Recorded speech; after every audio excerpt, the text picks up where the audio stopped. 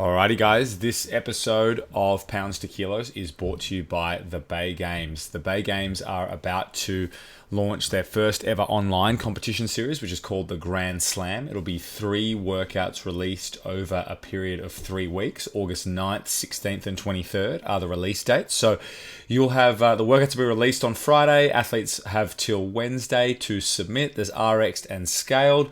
That gives you 5 days to complete the workout, and winners will be flown to Sydney to compete in the Bay Games, which are later this year in November. If you are going to sign up, it's only $30 to do the Grand Slam, and you can do so at thebaygames.com. And if you do sign up, please use my code, which is simply Ed Morrison, and I look forward to seeing you on the leaderboard. Enjoy this episode.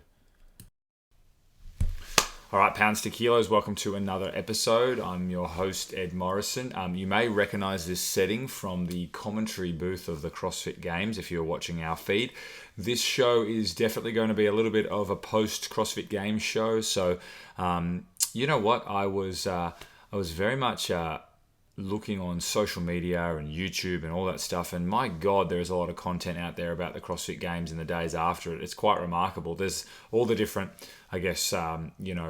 companies putting out stuff, and then almost each individual athlete has like multiple posts on the CrossFit Games. It's just like, it's crazy. So I waited a few days. It's like the Tuesday after the games now. And I just thought I'd do a show on something that was a little bit more directive, a little bit more actionable. By the way, not that the stuff out there isn't good. It's just I don't want to give you something which is just the same old, this is what happened at the CrossFit Games. Did you hear Matt Fraser won the CrossFit Games again? You guys can look at those details somewhere else if you wish, and they'll probably be presented to you a bit nicer than I can present them to you. So what I thought I'd do is, I haven't really drawn on my experience as a coach and a trainer that often in this show. I've been more wanting to discuss other people's experiences. But in this particular show, what I thought I'd do is look at the programming of the CrossFit Games and just look at some assessment of what we saw a lot of, what we didn't see much of. And then ideally give you a way to do something with that programming, whether it be just use it yourself or action it at your affiliate. Maybe you're an athlete and affiliate. Maybe you could be like, hey, I really wanted to do this workout from the CrossFit Games, but it's unrealistic to do it as it was written. So this is how we could do it in our affiliate. So this show is about the programming of the CrossFit Games, and it always feels like the most recent games is like, that was the best programmed games. But certainly in my mind, I feel like the programming of the games, and now that I look at it as a complete set of workouts, which is what you really need to do to get an idea if it was a good program or not, I feel like it's one of the best CrossFit Games we've had in terms of programming. Now, one thing to be sure of, this show is not about the cuts. It almost feels like it's hard to discuss the programming without discussing the cuts. But I think what I'd like to do is just remove the idea that certain athletes didn't get to do certain workouts. That's not the point. And we're just looking at the workouts in terms of what they offered up if you did all the workouts. The discussion on the fact that certain people got cut before they were able to express themselves in particular styles of workout, it's a different conversation. I'm sure there's many valid points to be had on that, and I've already seen lots of athletes and lots of other people expressing their views on that. All power to you. It's just not what we're discussing here. So let's look at some general themes of the program. So first of all, the barbell appeared 4 times. Well, it sort of appeared, let's say 4 times. So the first workout that the barbell appeared in was the squat snatches in workout 1. Then there was the 1RM clean, and then it appeared in the standard twice, and then it appeared in ringer number 2. Do you know what? People were sort of taking to the socials being like, this isn't enough barbell. I think once you got the complete set of workouts, it definitely was enough barbell, and the loads of the barbell were nicely varied. There was a 1RM, there was a medium to heavy medium, if that makes sense. I would call that the 185 snatch and the 130 snatch for women. And then there was some lighter weights, which is what was in the ringer and then what was in the standard. Grace and Isabel, I know they're not meant to be light as such, but they're certainly light for those athletes. So I think we had a nice spread of barbell. we certainly had some longer workouts. So we had multiple workouts with a 20-minute cap. That was the first workout, first cut. And we also had a 20-minute cap for the split triplet. Hey, one thing on the barbell before I move on. I think that the call for, hey, there wasn't enough barbell was coming because we saw the barbell in the first workout and then we didn't see it again until the clean. So there was 6 workouts in a row with no barbell. And in that time, there was several cuts. That's where there was sort of people crying foul. Whether or not you agree with that, up to you. But yeah, I think that gave the illusion that we hadn't had much barbell, but over the whole set of workouts we did. Yeah, so we had 2 20-minute caps. There was a 50-minute cap on the swim pedal. There was a 40-minute cap on the ruck. So we definitely had some longer workouts. The cap obviously doesn't indicate how long the workout actually took, but it's a fair old indication. And then we had a few really nice workouts that were sort of like the 10 to 12-minute mark. So that was the standard, the last one. And then the second cut, which was the row, handstand walk, and there was the jerks between the row and the handstand walk. And then we had some real short stuff. So we had the sprint, we had the clean, which was like a test of like obviously that really high-end power output. And then we had ringer 1 and 2. Sorry, there was actually 3 workouts with the 20-minute cap. Of course, Mary is a 20-minute AMRAP. We had that as well. So there was a decent amount of workouts that were 15 minutes plus. And that made for good viewing. I like workouts that take that long because you get to see them develop. I certainly feel like from a tactical point of view, I enjoyed watching first cut and the split chipper the most. I just feel like they played out really nicely across the field. Those fast ones are always cool to watch, but I like watching people reel someone in. Anyway, let's go through the workouts one by one, and this might be a nice way for you to see, okay, cool, how could I do this workout in my garage, or how could I do it at the affiliate that I'm in? So the first workout was first cut. It was a CrossFit.com workout of the day. 4 rounds of 400-meter run, 3 legless rope climbs, and 7 squat snatches. 130 pounds for women, 185 for men. That's 58 kilos and 83 kilos if you're converting pounds to kilos. Let's talk about this workout.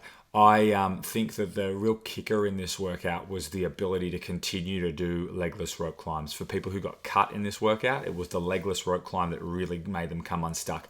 Certainly with some of the lower placed national champs, the barbell was the real issue.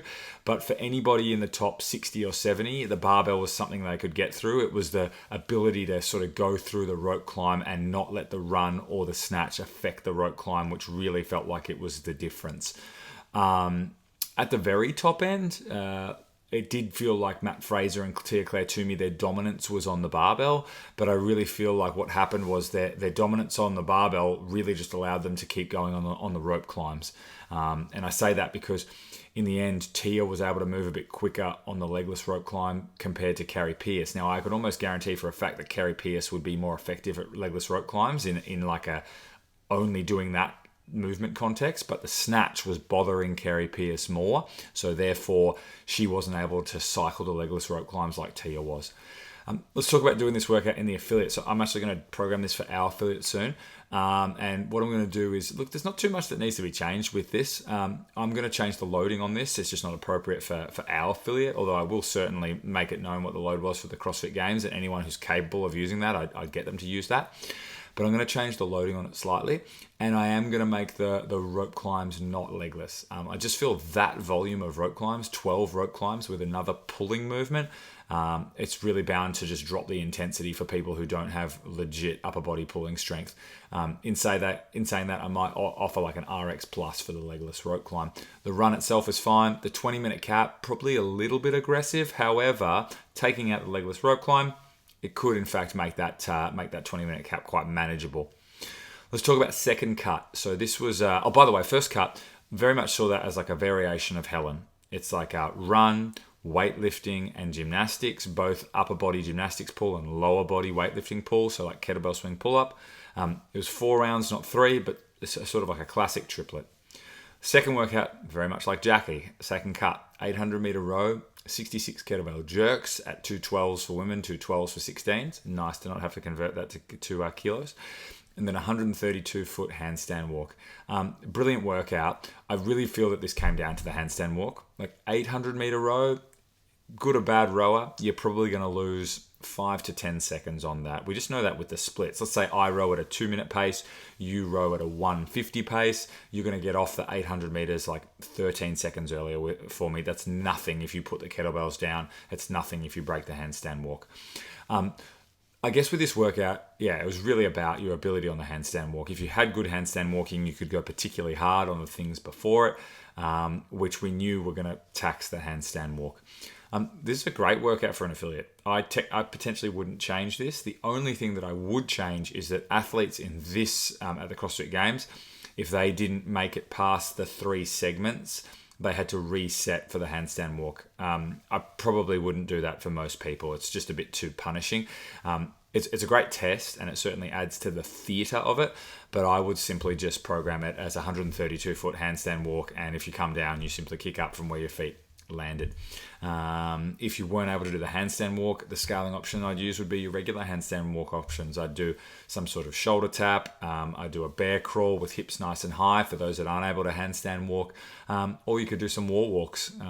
Pretty brutal, actually, wall walks instead of handstand walking, arguably harder. How many would you do? Maybe do somewhere between 10 and 20 wall walks as like a finisher to that. But yeah, great workout, 10-minute cap, so a little bit short of that one. Let's talk about Friday's workout. So the first one was the ruck, the 6,000 meter ruck run. We've certainly had in our time at the CrossFit Games some longer running events. And we've had runs in vests. This is the first time we sort of saw the ruck, and the pack increased for women and men the same way. So every lap that they did, and they did 4, it went up by 10 pounds. It started at 20 pounds. So by the end, they had 50 pounds on their back, which is roughly sort of 21 or it's more like, 45 pounds is 20 kilos. So it's like another 5 pounds on that. It's 22 and a half kilos. Do you know what? Like, I was surprised in this workout as to how much of a difference the ruck made to our good runners. And I guess I shouldn't have been, but I really just thought it's like, right, if you're good at running, this is just harder for you, like it's harder for everyone else, therefore the good runners will do well. Okay, this was one of the longer events. How do you program this at the box? Well, people find it hard enough to program a 5K. However, I would suggest that if you say to people, hey, we're programming one of the longer CrossFit Games events, this is probably potentially more appealing to the affiliate than a 5-kilometer run. Depending on what the culture's like at your affiliate, we sort of make it clear that a 5-kilometer run is going to come up probably 3 times a year at our affiliate, and people embrace that. We do a little bit of a thing around it, and people look forward to that. Difficult one for you to get some hype about. For this, you could certainly ask people to bring in backpacks and get them to run with backpacks. Maybe it's an old one. You'd want to look after people's lower backs if it's not like the greatest backpack. I know that the ones they use were built particularly well. And then you could just load those things up with dumbbells. With the 40-minute cap piece on this, I would certainly recommend doing it like they did at the CrossFit Games and doing it with laps. So I wouldn't just send people out and back for 3K because 1, you won't be able to add anything to it. And 2, I don't know if it's particularly safe to just send your average member out on a ruck for 6K if they haven't been practicing that thing. CrossFit Games athletes, sure, go ahead and do that. Cool, so that was Friday's workout. That's how you can implement that workout at the gym. Let's talk about the sprint couplet. This is probably one of the harder ones to implement at the gym. So it was 172 sled push and then 18 bar muscle ups for men, 15 for women, and then another 172 foot sled push. Why is this hard for the gym? 1, it's a short workout. Typically coaches struggle with really short workouts like that because how do you sort of fill in an entire hour session with that without putting part A, B, C before it? I would do some skill work around the bar muscle up and maybe do a little bit of an EMOM to let people get their eye in with it, and you could really do some shoulder activation if you're going to program this. Sled push. Most gyms can't do 20 people on a sled. You could do a plate push. You put a 20 kilo plate on the ground, try to push that across the gym. Unlikely you've got 172 foot in a row, so people would have to turn that round. Provided that that doesn't actually stuff your flooring, that's an awesome sub for a sled, so I would do that. The bar muscle up piece in the middle, that's a lot of bar muscle ups, and it's kind of lame if your bar muscle ups aren't good. So the way that I would potentially program this for the affiliate, for those that could do something like this, I'd let them do it as RX. I'd put the 18 and 15 in the middle, and I'd make them push the plate. For other people, I would turn this into maybe sort of like a 9-minute AMRAP or something of the like. of push the plate up and back, and 5 bar muscle ups or 3 bar muscle ups. And that's just a little bit more appealing. They don't get stuck at this at the bar for so long. Like, definitely for CrossFit Games athletes, like the carrot is being dangled there, like go unbroken, go really fast. And I just don't know if you get the same stimulus from most people at the gym. So a cool way to change that up would just be to make it like multiple rounds of the same movement. Friday night's workout was Mary. Just program Mary. Fantastic workout. The only thing you need to be concerned with about programming Mary is that most people come into Mary and their mindset is on the more complex gymnastic skills, handstand push-ups and pistols. Even if you're not great at those things, I promise you the thing in Mary which becomes super problematic is the volume of pull-ups. So if you can actually do handstand push-ups and do pistols, you need to be prepared for a pull-up workout. The handstand push-ups, like 5, if you've got good keeping handstand push-ups, 5 is not going to be a problem. Maybe try and do them strict so that you actually put some more time into those. The pistol squats, 10's not a big issue for someone who can do them. Definitely like your hips and glutes start to burn in the back 10 minutes of that. If you can't do pistol squats, to keep the intensity high, I'd be scaling this to like a jump lunge of some sort. I like the pistol progressions, but in a 20-minute AMRAP, it gets pretty lame doing a low intensity skill progression. So the jump lunge is a very nice way to keep people moving. So look, with Mary and the pull-ups, if people are getting, let's say they're just getting 8 rounds, they're still doing 100 pull-ups. That's a lot. If someone's got some decent capacity, they'll do 12, 15 rounds, and that's going to get them up near the 200, 250 mark. So I would be looking with a lot of athletes here who have got handstand push-ups and pistols, but don't potentially have the volume of pull-ups under their belt. I'd be scaling the pull-ups. They're not going to love that, but I think that's a nice way to keep them moving, keep hands from tearing, and also stop rhabdo from happening from somebody who hasn't really got the volume in them, but knows how to kip and therefore does 300 kipping pull-ups when they can only do 3 strict pull-ups. So just some food for thought when programming Mary.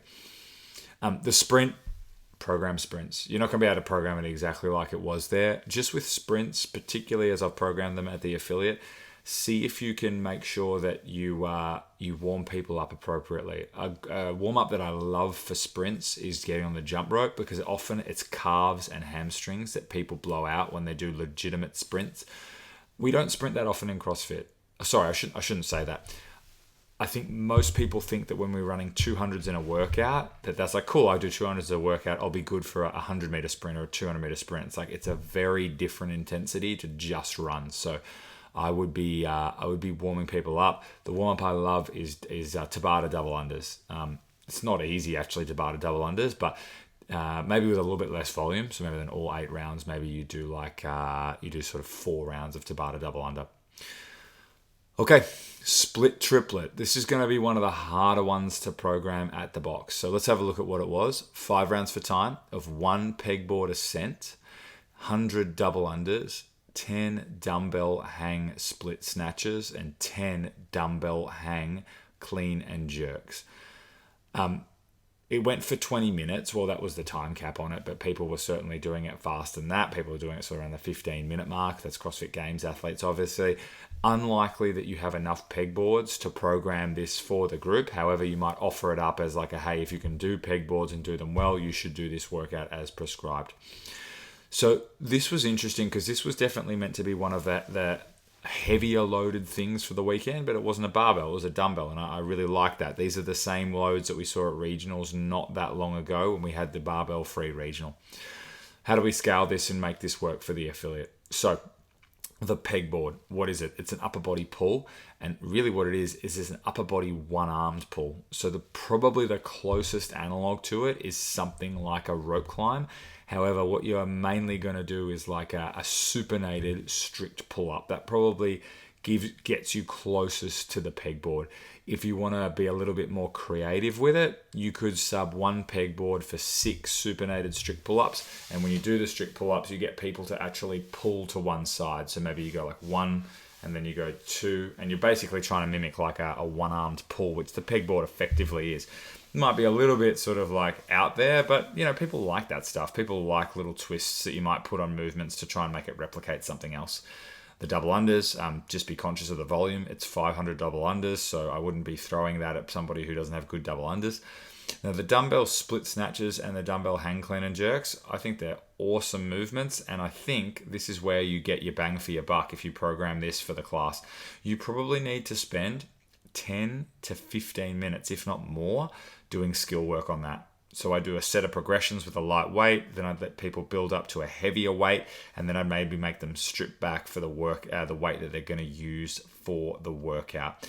If you've got people who are new and they're just not getting the stimulus out of the dumbbell, I just can't get the skill of it, I'd be scaling this just back to some sort of kettlebell swing or dumbbell snatch, just regular dumbbell snatch, and I think you'll probably get the same sort of thing out of it. Like maybe you do 10 dumbbell snatches alternating sides, and then maybe you do 10 kettlebell swings, and you'll get not the same as the split snatch and hang and split clean and jerk, but you'll get something somewhat similar. Okay, 1RM clean. That was a fantastic event.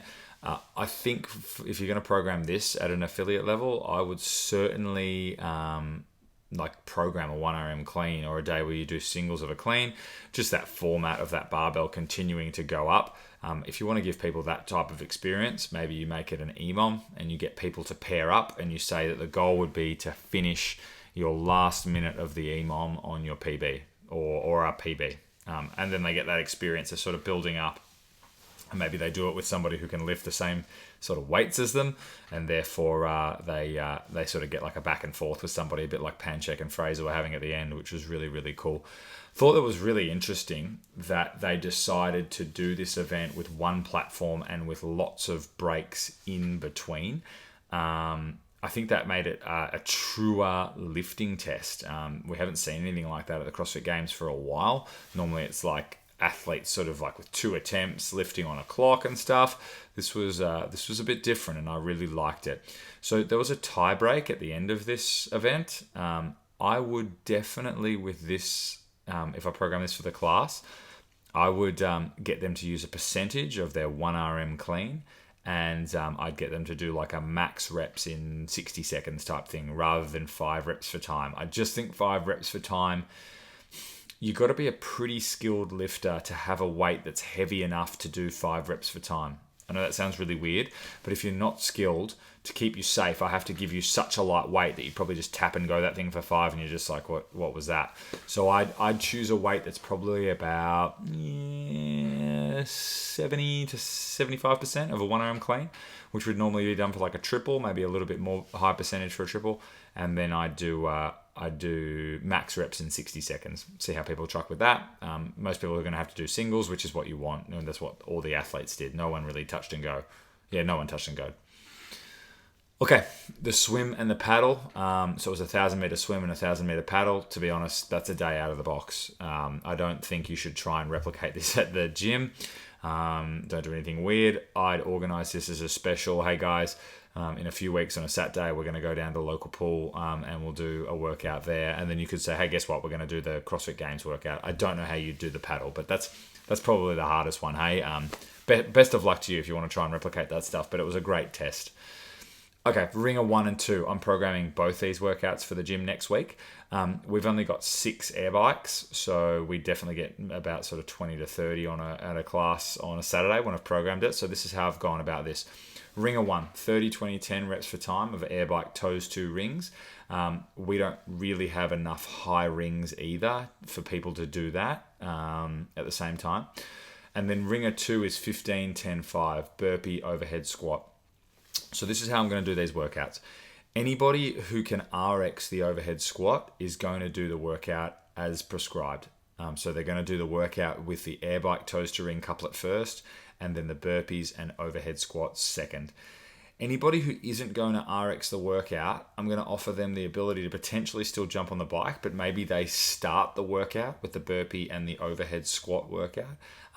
Or maybe they get on the rower. So I'm going to get them to do a row instead of an assault bike.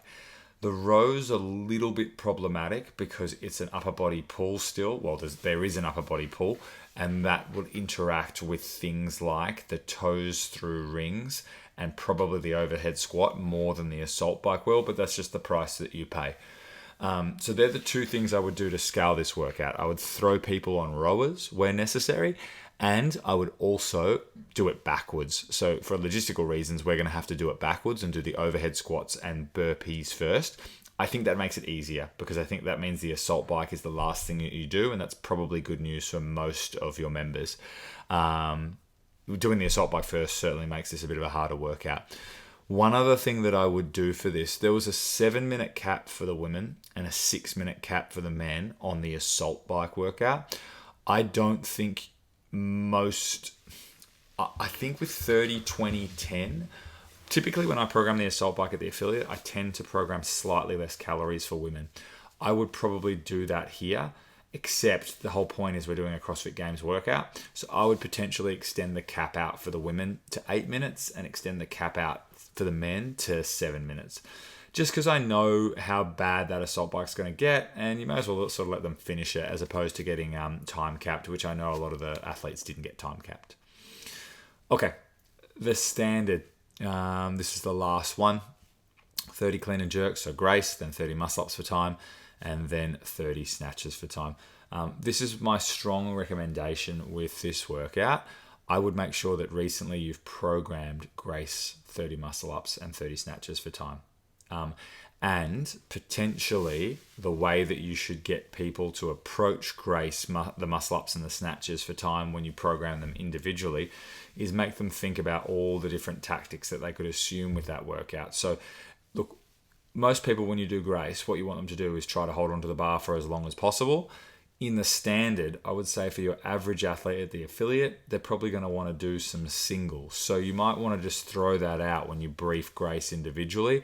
But I can't stress enough that I would make sure athletes have capacity in each of these tests individually before you program it as one big monstrosity that it was. Those guys made that look like it was a workout that has been around for a long time. Just keep in mind that that was 3 workouts at once. Sometimes we forget how well these guys cope with that volume. It had a 12-minute cap. If you program that for people that aren't used to this volume, you'll have to put a 40-minute cap. Actually, I'm not kidding about that. They'll take 10 minutes to do 30 muscle-ups, and then they'll be so ruined for the snatches that they might only be able to hit a snatch once every 45 seconds, which will make that a 15-minute workout. So yeah, I think that one there is probably one that on paper you're just sweet, I can give the affiliate that straight away. We do that stuff. I just build them up to that volume by doing each of those tests individually, and then I'd program the standard maybe, I don't know, you don't want to be too cheesy with it. You don't want to do those tests and then do the standard the week after, but maybe you do it within the same sort of month, and therefore you're hey guys, well look, we've done all these individually, so now there's an opportunity for us to test the games workout because I've prepared you for them. Okay, team, bit of a different episode for you, but like I said, there's so many pieces of content about the CrossFit Games out there that it's just nice to sort of watch the games, and one of the ways to feel really attached to it part of it is to go be able to perform the workouts. And I think that's something that as a coach and a trainer, I want to give that experience to my athletes. Whenever we do a workout that was at regionals, at games, or as a named workout, I try to really get a little bit of buy-in from my athletes. Hey guys, we're doing this workout. It's a privilege to do this workout. This was programmed here. This is how it went down. Now you get to do this workout. And I think don't discount how important and valuable that is for people to feel part of that. And that really makes them buy into the culture of CrossFit. They're buying into the culture of CrossFit. They're buying into the culture of your gym. All right, keep converting pounds to kilos.